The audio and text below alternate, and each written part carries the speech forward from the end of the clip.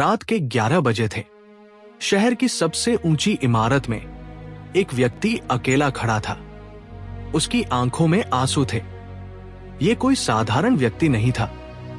ये था राज वर्मा, शहर का सबसे अमीर व्यापारी। लेकिन उसके पास जो कुछ नहीं था वो था एक सच्चा दोस्त। आज रात कुछ ऐसा होने वाला था जो उसकी जिंदगी हमेशा के लिए बदल देगा। एक छोटी सी बच्ची का एक छोटा सा इशारा जो दिखाएगा कि सच्ची दौलत क्या होती है। नमस्कार दोस्तों, आज मैं आपके लिए एक बहुत ही दिल को छू जाने वाली कहानी लेकर आया हूं। अगर आपको ऐसी प्रेरणादायक कहानियां पसंद आती हैं तो हमारे चैनल को सब्सक्राइब करना न भूलें। हम रोजाना नई कहानियां लेकर आते हैं। राज वर्मा, इस नाम से पूरा शहर परिचित था।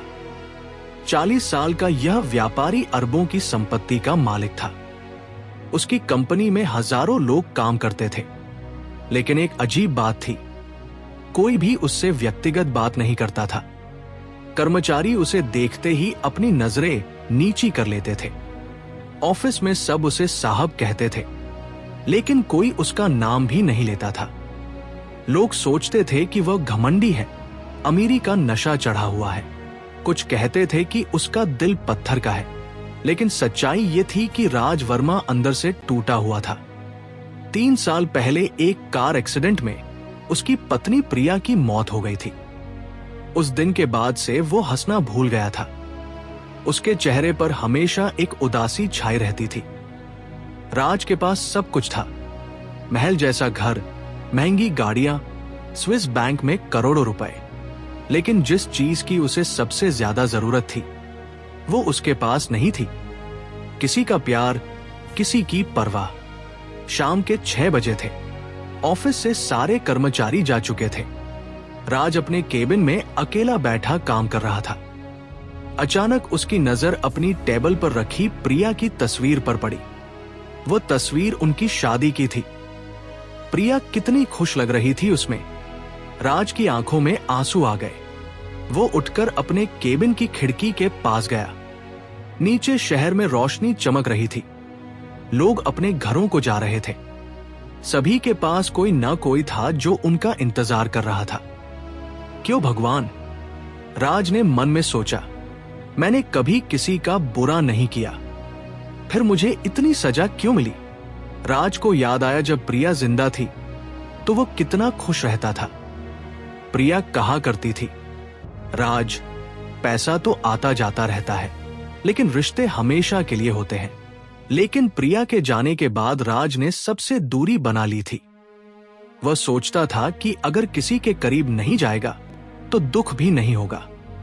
इसी सोच में वो इतना खो गया था कि उसे पता ही नहीं चला कि कब आंसू उसकी आंखों से निकलकर गालों पर बहने लगे। वो अपनी कुर्सी पर बैठ गया और सिर हथेलियों में छुपा लिया। मैं इतना अकेला क्यों हूं? वो रो रहा था। क्या सच में मैं इतना बुरा हूं कि कोई मुझसे प्यार नहीं कर सकता? ठीक उसी समय दरवाजे पर हल्की सी खटखटाहट हुई। राज ने जल्दी से आंसू पोंछे और आओ कहा। अंदर सुनीता आई। वह राज की कंपनी में सफाई कर्मी का काम करती थी। वह एक साधारण सी महिला थी, लेकिन बहुत मेहनती थी। राज ने उसे कभी ध्यान से नहीं देखा था। साहब, मैं सफाई कर दूं? सुनीता ने धीमी आवाज में पूछा। हाँ, कर दो, राज ने उदासी से कहा। सुनीता ने देखा कि आज कुछ अलग बात है। आमतौर पर राज साहब बहुत सख्त होते थे, लेकिन आज उनकी आवाज में दुख था। इधर हमारी कहानी में एक महत्वपूर्ण मोड़ आने वाला है, लेकिन उससे पहले अगर आप इस तरह की भावुक कहानियों के शौकीन हैं तो हमारे चैनल को सब्सक्राइब कर लें। हम हर रोज ऐसी ही प्रेरणादायक कहानियां लाते रहते हैं। सुनीता के साथ एक छोटी सी बच्ची भी आई थी। ये उसकी 9 साल की बेटी पूजा थी। पूजा को स्कूल की छुट्टी के बाद कहीं छोड़ने की जगह नहीं मिलती थी, इसलिए सुनीता उसे अपने साथ ऑफिस ले आती थी। पूजा हमेशा कॉर्नर में चुपचाप बैठकर अपना होमवर्क करती थी। वो बहुत समझदार बच्ची थी और कभी शोर नहीं मचाती थी। लेकिन आज पूजा ने कुछ अलग देखा। राज साहब, जिन्हें वो हमेशा सीधे मुंह देखती थी, आज रो रहे थे। उसका मासूम दिल ये सब देखकर दुखी हो गया। पूजा ने अपनी मां को कई बार रोते हुए देखा था जब उसके पिता की मृत्यु हो गई थी। वह जानती थी कि दुख कैसा होता है। राज अपनी कुर्सी पर बैठा था, आंखें बंद किए हुए। प्रिया की यादें उसे परेशान कर रही थी। अचानक उसे लगा जैसे कोई उसके पास खड़ा हो। उसने आंखें खोली तो देखा कि छोटी सी पूजा उसके सामने खड़ी थी। उसके हाथ में एक साफ रूमाल था। अंकल, आप रो रहे हैं? पूजा ने मासूमियत से पूछा। राज हैरान रह गया। इतने सालों में किसी ने उससे इतनी सरल और सच्ची बात नहीं कही थी। वो कुछ कह नहीं पा रहा था। पूजा ने आगे बढ़कर अपना छोटा सा हाथ राज के गाल पर रखा और रुमाल से उसके आंसू पोंछने लगी। जब मैं रोती हूं तो मम्मी मेरे आंसू पोंछ देती है। आपके आंसू कौन पोंछता है? पूजा ने पूछा। राज का गला भर आया। उसने पूजा को देखा। इस छोटी सी बच्ची के चेहरे पर कोई डर नहीं था, कोई झिझक नहीं थी, सिर्फ सच्ची चिंता थी। कोई नहीं बेटा, कोई नहीं, राज ने धीमी आवाज में कहा। पूजा ने राज का हाथ पकड़ लिया। अंकल, मम्मी कहती है कि जब हम दुखी होते हैं तो भगवान हमारे पास कोई न कोई भेज देते हैं। शायद मैं आपके लिए भेजी गई हूं। राज के आंसू अब और तेजी से बहने लगे, लेकिन ये आंसू दुख के नहीं थे, ये आंसू खुशी के थे।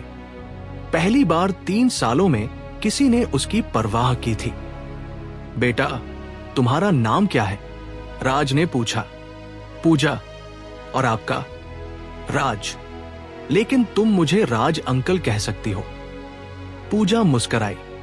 राज अंकल, आप बहुत अच्छे लगते हैं जब आप मुस्कुराते हैं। राज को पता ही नहीं चला था कि वो मुस्कुरा रहा था। 3 साल बाद पहली बार उसके चेहरे पर असली मुस्कान आई थी। सुनीता, जो सफाई कर रही थी, ये सब देख रही थी। वो हैरान थी। राज साहब, जिनसे सब डरते थे, उसकी बेटी के साथ इतनी सहजता से बात कर रहे थे। मम्मी, पूजा ने आवाज लगाई। राज अंकल को गले लगाने की जरूरत है। सुनीता शर्मिंदा हो गई। पूजा, तुम क्या कह रही हो? साहब से इस तरह बात नहीं करते। लेकिन राज ने हाथ हिलाकर सुनीता को रोका। नहीं, कोई बात नहीं, पूजा सही कह रही है। राज ने अपनी कुर्सी से उतरकर पूजा के लेवल पर बैठा और कहा, पूजा, क्या तुम मुझे गले लगाओगी? पूजा ने बिना सोचे राज को गले लगा लिया। राज को लगा जैसे उसके दिल का बोझ हल्का हो गया हो। प्रिया के जाने के बाद पहली बार किसी ने उसे इतना प्यार दिया था। उस दिन के बाद राज की जिंदगी बदलने लगी। अगले दिन वो ऑफिस आया तो सबसे पहले उसने पूजा और सुनीता को ढूंढा। सुनीता जी, राज ने कहा, क्या मैं पूजा से बात कर सकता हूं? सुनीता हैरान थी। राज साहब ने उसे जी कहकर संबोधित किया था और पूजा से बात करना चाहते थे। पूजा दौड़कर राज के पास आई। राज अंकल, आप आज बहुत अच्छे लग रहे हैं। राज मुस्कुराया। पूजा, मैं तुमसे कुछ पूछना चाहता हूं। तुम्हारा मतलब क्या है स्कूल में सबसे? पूजा की मुस्कान थम गई। राज अंकल, मैं सरकारी स्कूल में पढ़ती हूं। वहां टीचर रोज नहीं आते। बहुत बार स्कूल बंद हो जाता है। राज का दिल भर आया। और तुम्हारा सपना क्या है? मैं डॉक्टर बनना चाहती हूं। मम्मी कहती है कि डॉक्टर लोगों की मदद करते हैं। मैं भी सबकी मदद करना चाहती हूं। राज ने निर्णय लिया। पूजा, कल तुम अपनी मम्मी के साथ मेरे ऑफिस आना। मुझे तुमसे और तुम्हारी मम्मी से कुछ बात करनी है। अगले दिन राज ने सुनीता और पूजा से कहा, सुनीता जी, मैं पूजा का दाखिला शहर के सबसे अच्छे स्कूल में कराना चाहता हूं। उसकी सारी फीस और जरूरतें मैं संभालूंगा। सुनीता की आंखों में आंसू आ गए।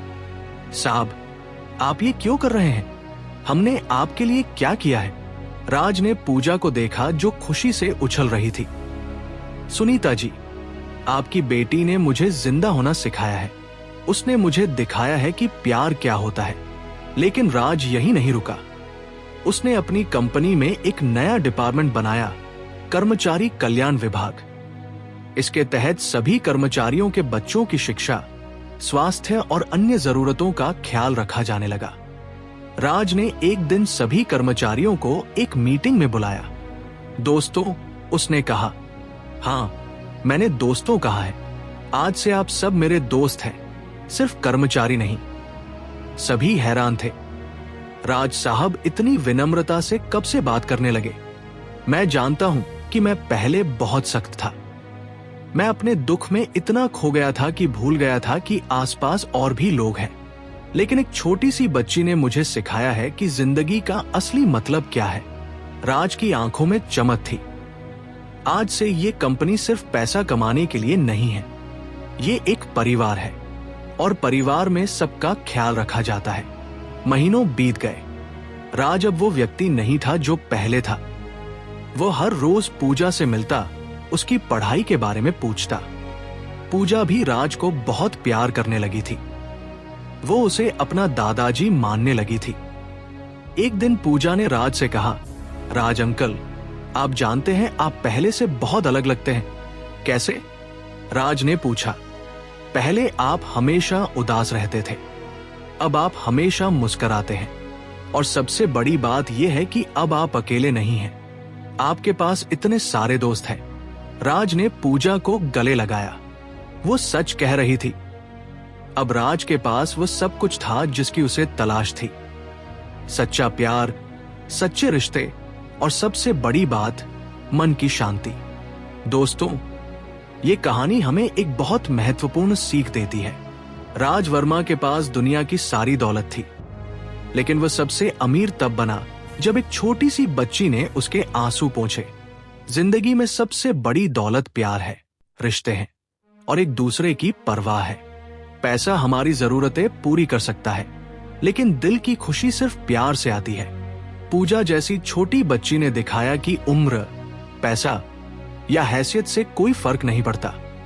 सच्चा प्यार और परवाह किसी भी इंसान को बदल सकती है। कभी कभी हमारी छोटी सी मदद, एक मुस्कान या सिर्फ किसी की परवाह करना किसी की पूरी जिंदगी बदल सकता है।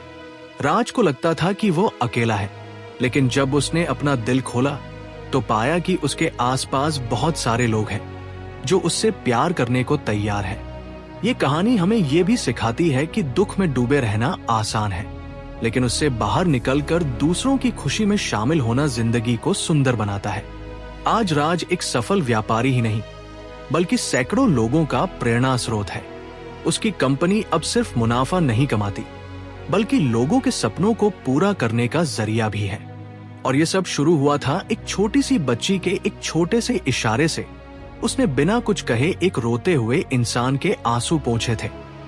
दोस्तों, अगर आपको ये कहानी पसंद आई हो तो हमारे चैनल को सब्सक्राइब करें और घंटी का बटन दबाएं। हम रोजाना ऐसी ही प्रेरणादायक कहानियां लेकर आते हैं जो आपके दिल को छू जाए और जिंदगी में कुछ अच्छा करने की प्रेरणा दे। कमेंट में बताएं कि आपको ये कहानी कैसी लगी और अपने दोस्तों के साथ भी शेयर करें। ऐसी कहानियां जितने लोगों तक पहुंचेंगी, उतने ही लोगों के दिलों में अच्छाई के बीज बोए जाएंगे। मिलते हैं कल एक नई कहानी के साथ। तब तक के लिए खुश रहें, मुस्कुराते रहें और हमेशा याद रखें, सबसे बड़ी दौलत है प्यार और एक दूसरे की परवाह।